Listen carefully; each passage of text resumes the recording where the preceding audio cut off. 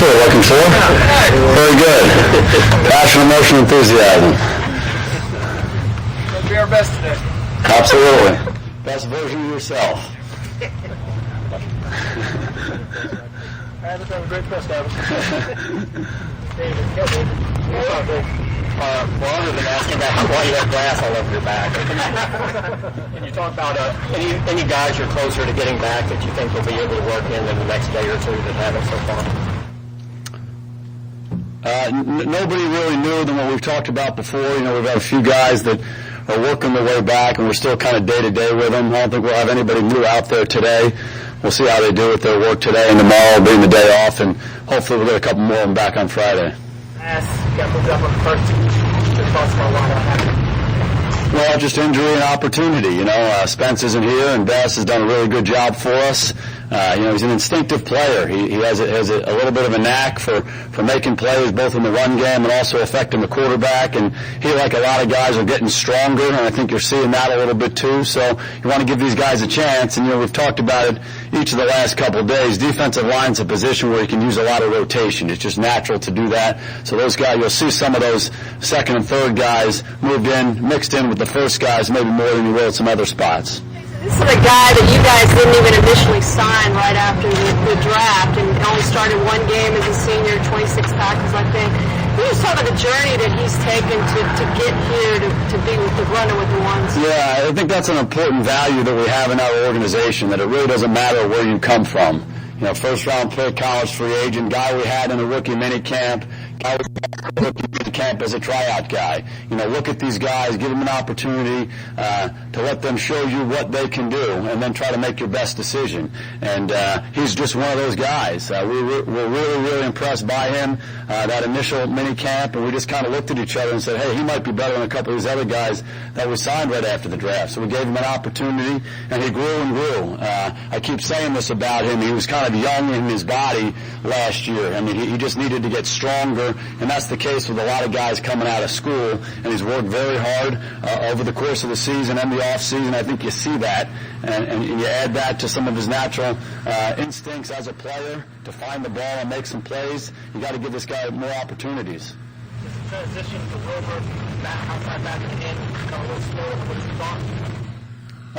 Not necessarily. Kyle missed some time last year with injuries, and like I said the other day, we drafted him as a 3-4 outside linebacker, and a number of the guys on our team have played that spot, and they're making the transition. He's a younger player, so we spent last year trying to figure out that position, in a 2-point stance, all the challenges that those guys have, and now he's back to putting his hand on the ground. So, he works very hard. He's a really good kid. He too needs to get stronger and just develop his body more, but I think with experience and playing time, he'll continue to grow.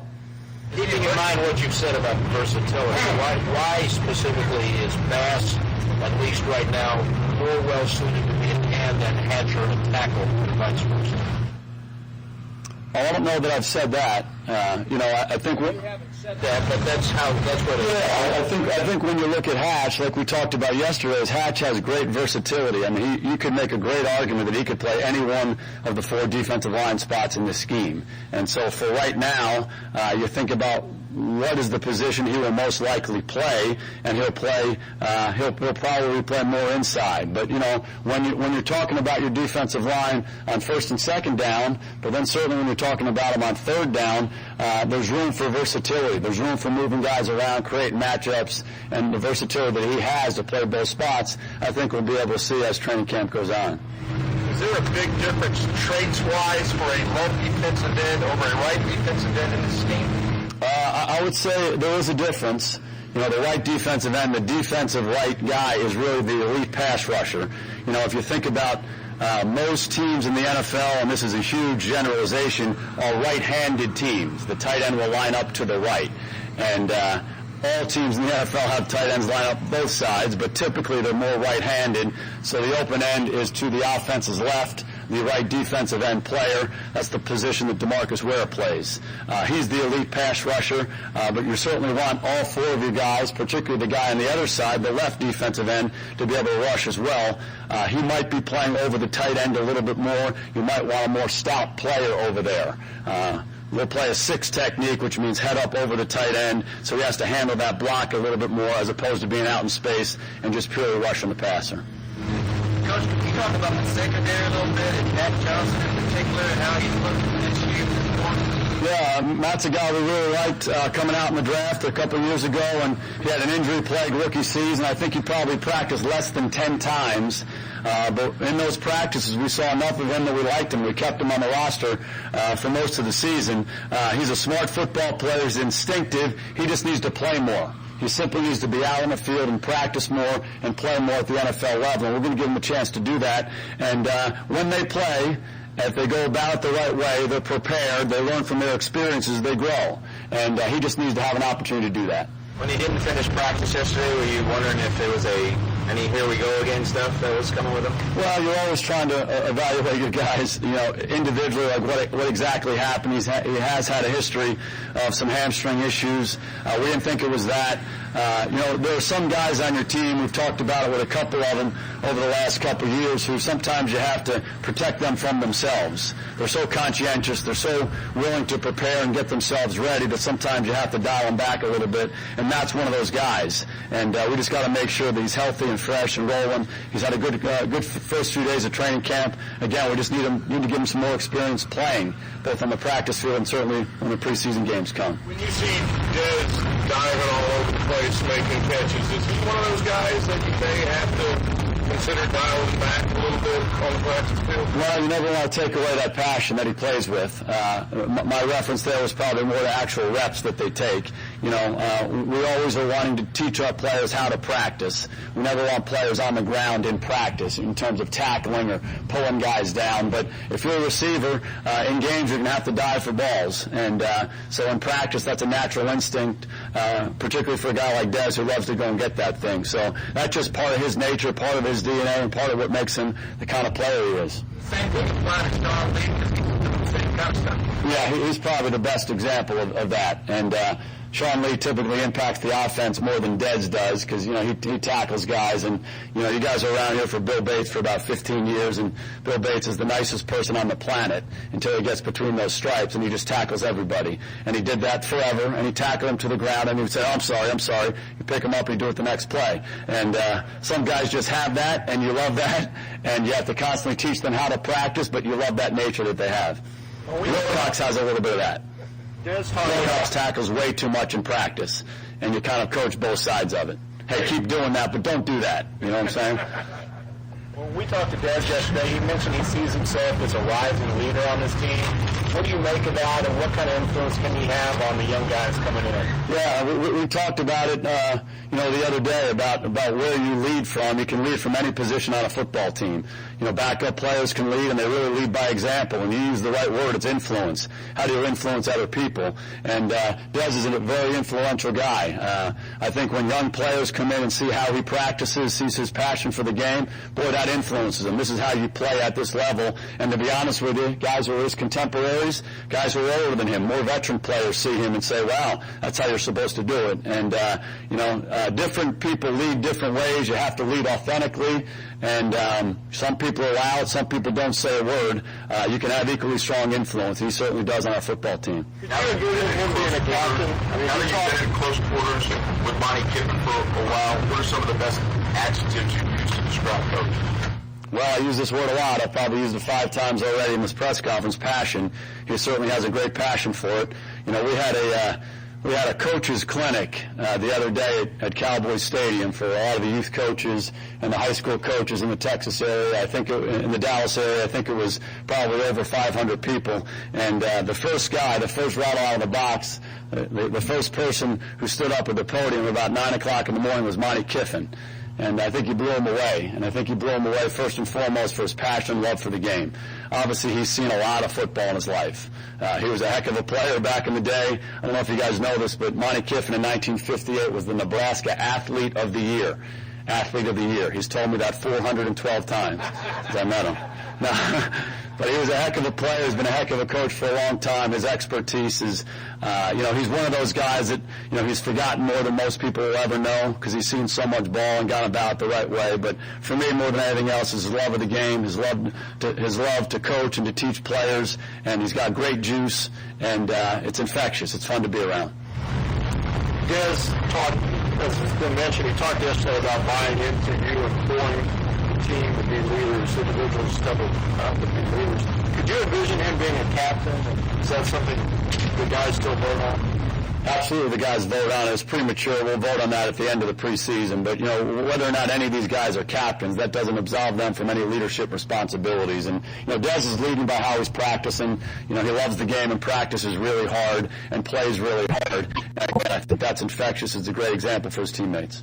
We've asked you a bunch of times about the differences going from the 3-4 to 4-3. Are there any differences? You have a new special teams coach.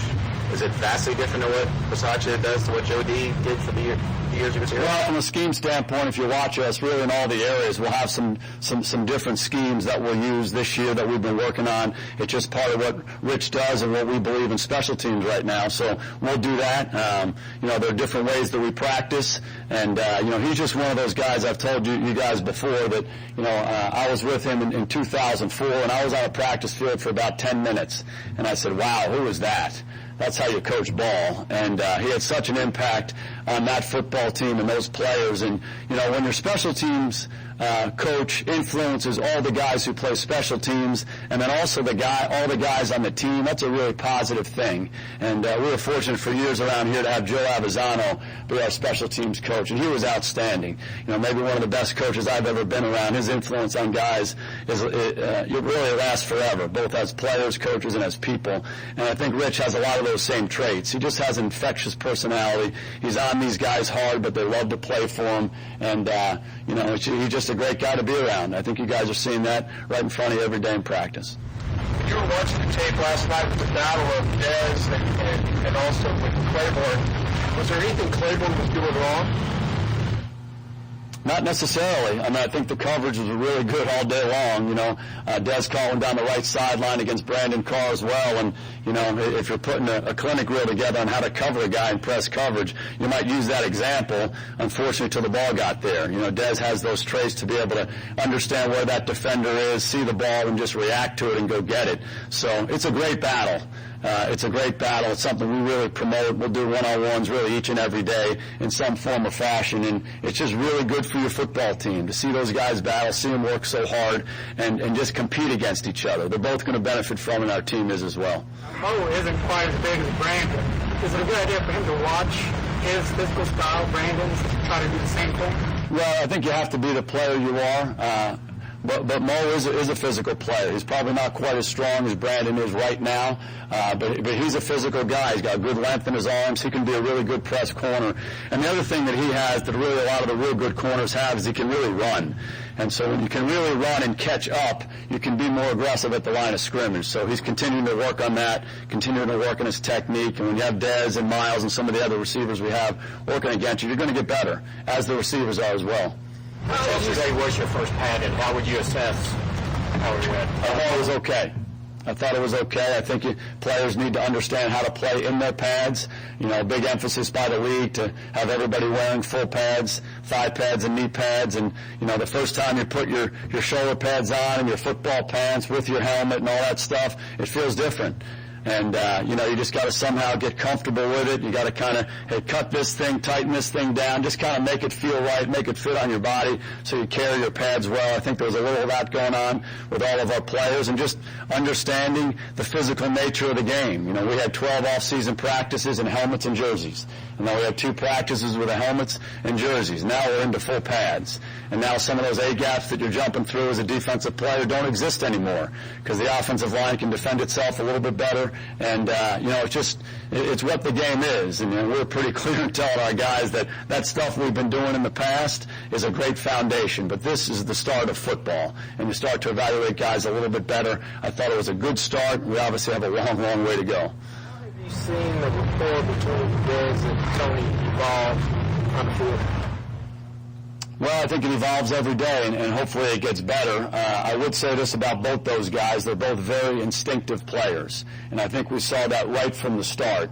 Dez just has this knack of figuring out a way to get open. He has all these physical traits. He's big, strong, physical. He's quick. He can run. He's got great body control, but he also has a feel for the game. Watch him track a football. He just sees it. You ever see a great center fielder who just understands where the ball's going? He runs to the spot. He knows where the warning track is. He knows where the wall is and just catches the ball easily. I think Dez has a lot of those traits, and he just has really good instincts for the game. We've talked a lot. We've seen a lot of Tony Romo's instincts through the years. So when you get guys like that together, it takes them a little bit, but typically they see the game the same way. They see how to get open the same way, where to throw the ball the same way, and they hook up. And, I've been saying this the last couple of days. A lot of people have talked about Dez's year last year, but he had a good rookie year.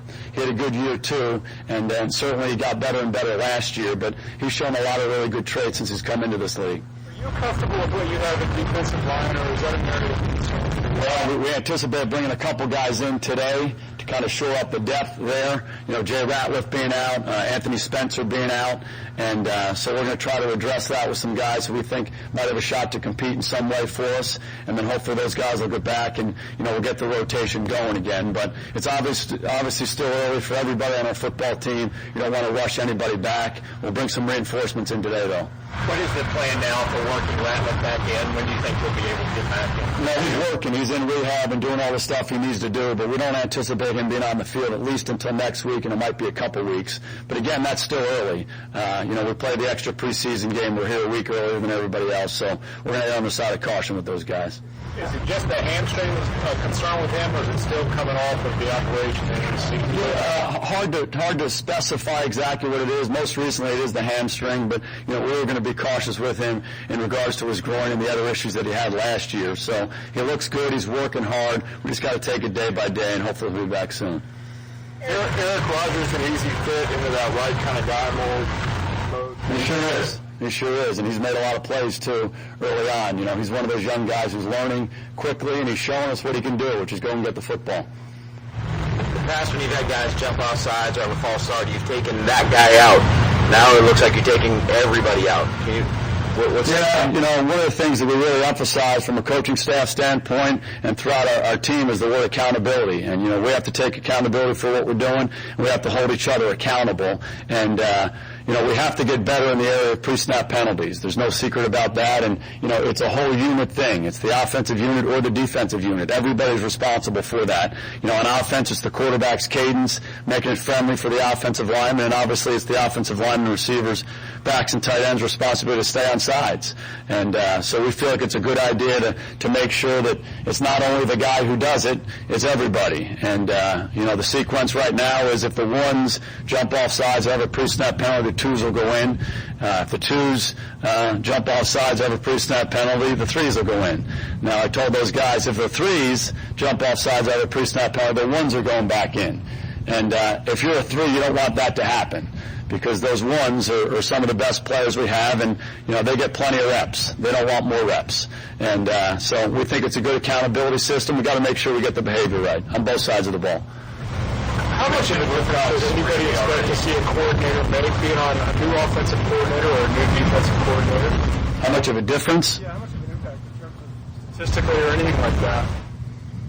Oh, I think coordinators certainly have an impact. You've heard me talk a lot about, though, that this is a collective operation. So coordinators have certain responsibilities on offense or defense and the kicking game, but they have a staff, and we do things collectively. And so it's not only on that guy, it's on the whole offensive staff or defensive staff or team staff, and then certainly it's on the players as well, the changes in personnel that we may or may not have made. So, again, it's a team. Everybody's got a role. Everybody's trying to do their job the best they can do it.